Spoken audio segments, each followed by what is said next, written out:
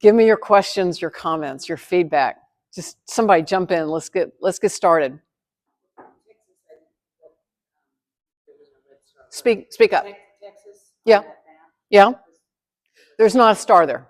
Yeah, Texas is not. So first of all, we can't do it through initiative and referendum because the Texas legislature has not given us initiative and referendum. So we can't do it through a ballot initiative. So the path for Texas is to get a resolution passed through the legislature. And we are building up to that through our, right now, very locally focused advocacy. Beverly, I'm going to tell them about our phone calls. So for the last 3 months, Beverly and I have been on a team making phone calls to precinct chairs. And so precinct chairs are the very local party leaders. And we are calling precinct chairs to start building up that base of support among the local party leaders and get their help in influencing state legislators and members of Congress. And so we called Republican precinct chairs in Dallas, Tarrant, Collin, and Harris counties. Had some great conversations. Really, really great conversations. We were asking them to sign our candidate pledge, and a bunch of them did. And then we started calling Democratic precinct chairs and had great conversations, and a bunch of them signed our candidate pledge. And I will tell you that when I'm talking to a Republican precinct chair, Democratic precinct chair, the conversations kind of sound the same. The only difference is the Republican precinct chairs complain about George Soros, and the Democratic precinct chairs complain about Elon Musk. And otherwise, it's like, I can't tell whether I'm talking to a Democrat or Republican. This is not something we have to fight about. This is something we agree about.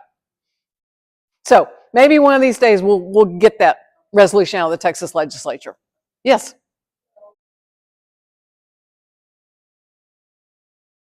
You know, you talk about the attack ads. This problem is one of the reasons that politics has become so toxic, is because this money fuels negative advertising. And people are sick of that. And I'll tell you, you talk about the time that candidates have to spend raising money, they hate it. And, you know, one of the most powerful arguments to lawmakers about why they should change the system is because they all hate it. And we would love to relieve them all of this burden of the constant fundraising. But the reason they do it is because they never know what's coming. And so they never feel like they've got enough to respond to whatever might be dropped late in a campaign. And there's an article, I don't remember now which publication it was in. It may have been The Guardian, but don't hold me to that. It was about Katie Porter, Representative Katie Porter, who ran in the California primary for the Senate, you know, and she lost to Adam Schiff. But just in the late days of the primary, you know, she thought she was doing pretty well. She had raised a healthy amount of money. Then the crypto guys came in and dropped $10 million of attack ads against her. Crypto has become a big player in politics this year. And they have got members of both political parties intimidated by the amount of money that they are wielding. And they're going to have a lot of influence in Congress as a consequence.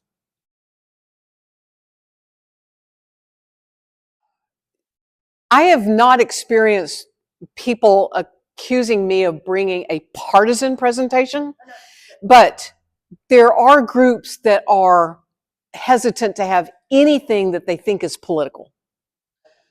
And, you know, my argument is what we're trying to do here is advocate for a reform that will help us as a country transcend this toxic partisanship. We're not trying to contribute to the toxicity of politics. We're trying to fix toxic politics.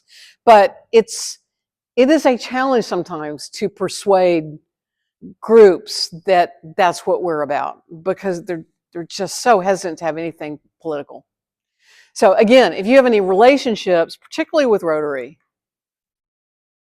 tell them that this is not partisan, that this is not negative.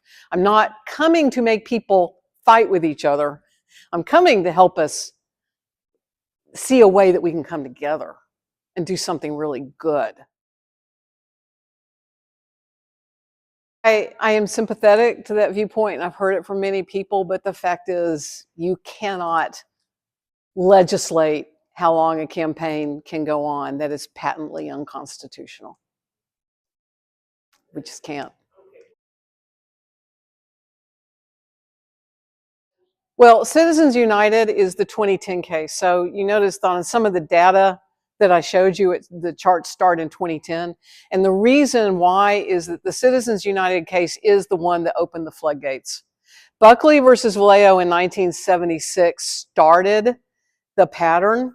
And there are other cases, but it was Citizens United and then a DC Circuit case that followed Citizens United that opened the floodgates, and by creating super PACs.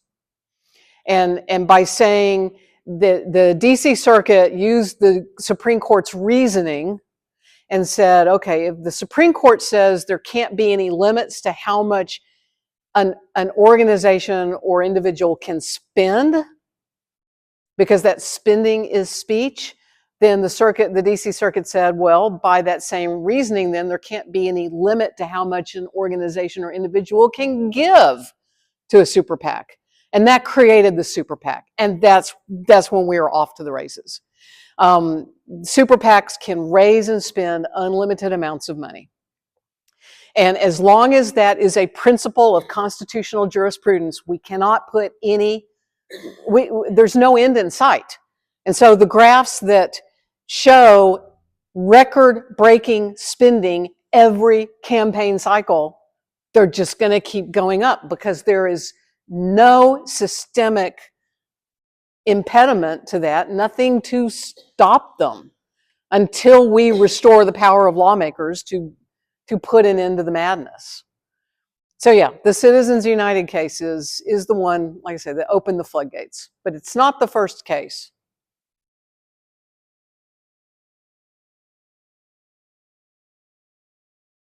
Well, I think the reasoning is I want to express an opinion about politics, about an issue or a candidate, so I'm going to spend my money to get my opinion published. I'm going to buy an advertisement in the Dallas Morning News, or I'm going to place social media ads or whatever, okay? So money as a vehicle to amplify my voice, I think, is the reasoning. But I mean, it's been taken to an insane conclusion now. I mean, why should a billionaire have 100 million times louder voice than I do? We each are a citizen with one voice, with one vote. So why should a billionaire's voice be that much louder than mine? I think what we're advocating for is the ability of lawmakers to set some limits on what can be given to and spent by super PACs. So maybe a wealthy individual can spend some money to amplify his voice, but let's place some reasonable limits around it so that it doesn't just completely drown out other people.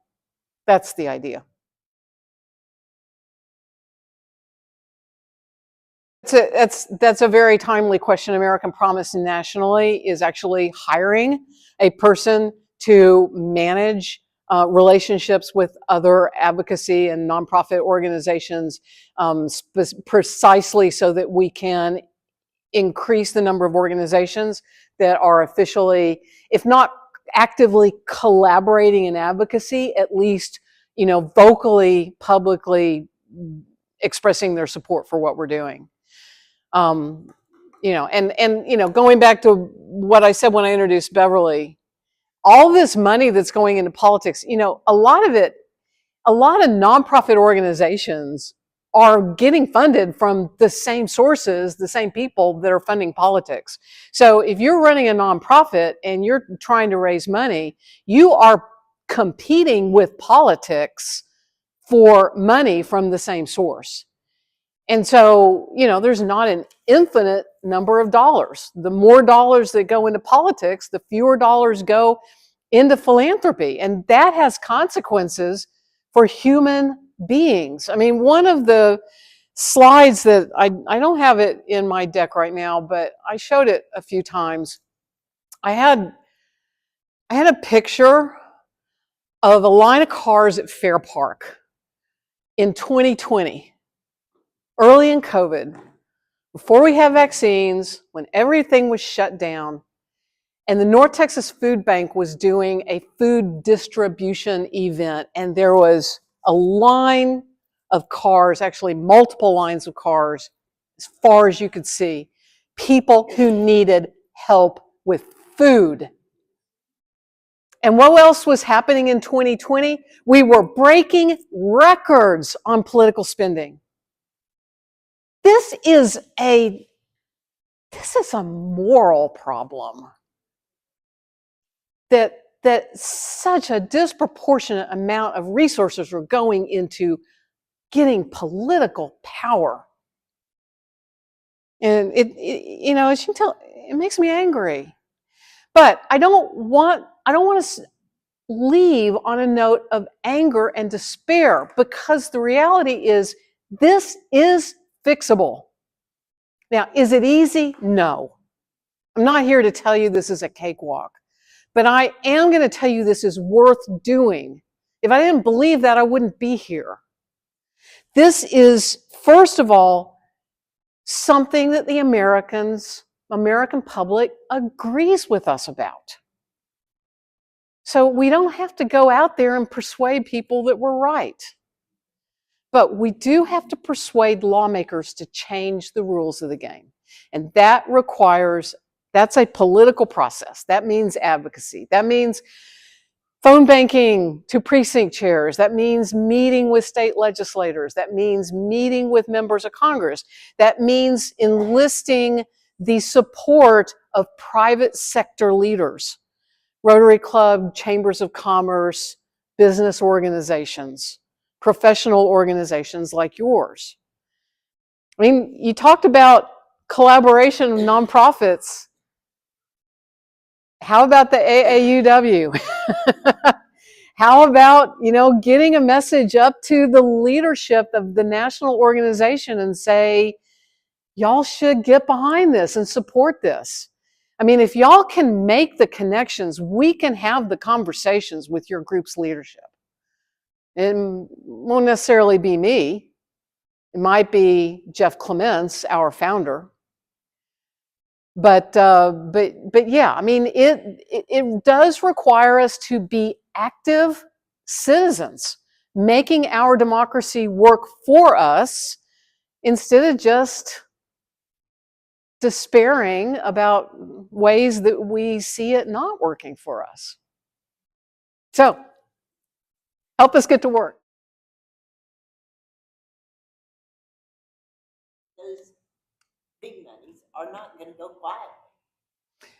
No, they're not going to go quietly. When we get down to the point of working for a resolution in the state legislature, we're going to have active opposition. And that is why we have to build up the support among the grassroots. And that's, the grassroots party leaders, all those precinct chairs that Beverly and I have been talking to, we're going to need their help when we get down to the legislature and really start pushing to get a resolution passed. Yeah. So that's why kind of the slow, methodical work of grassroots advocacy is so important. And the grassroots, the public education too. Yeah, so important. Well, we're 5 minutes till 11. We have to be out of here in 5 minutes, right? So I want to thank y'all very much for having me. Really appreciate it. Enjoyed it a lot.